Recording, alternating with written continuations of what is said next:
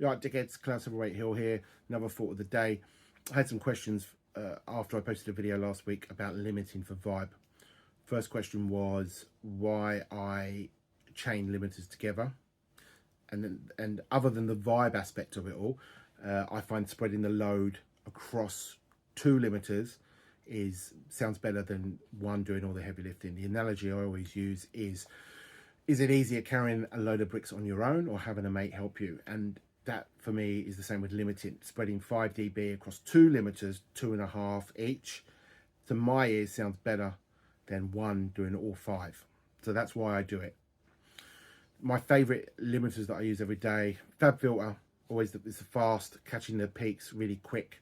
And then it will be, the second limiter will be either from Ozone Maximizer, which has an aggressive forward sound, brings the mids forward. Newfangled Elevate, which 26 bands, multi-band limiting, which you can set from 26 to 1 band and adjust transients and stuff. Limitless, which I sometimes I use a lot, can be super transparent, but it can also be really vibey as well. And you can set the crossovers and filter slopes to make things sound tighter, and you can adjust the focus of the limiter, whether it's on the top end or the low end and stuff. And another one is a big favorite of mine is PSP Xenon, which is one of my secret weapons.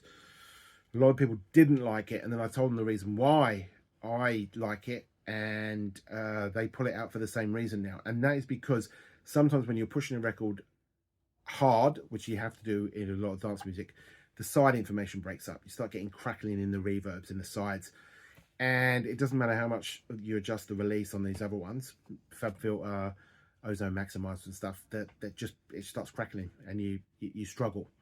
But PSP Xenon, for some reason, I don't know what it is, the magic that with that plugin, it keeps that together.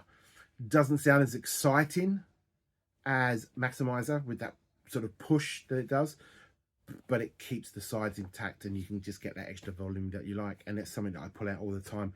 They're the main ones that I go. I still use Stealth limiter occasionally.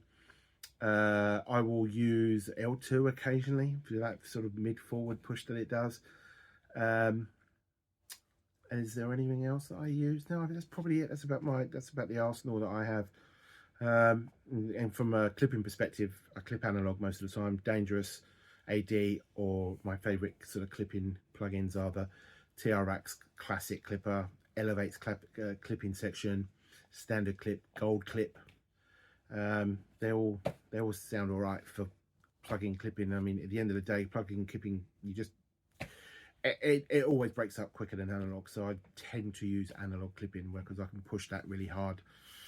And then that's it. I mean, that was the questions, so that's it. Now fuck off.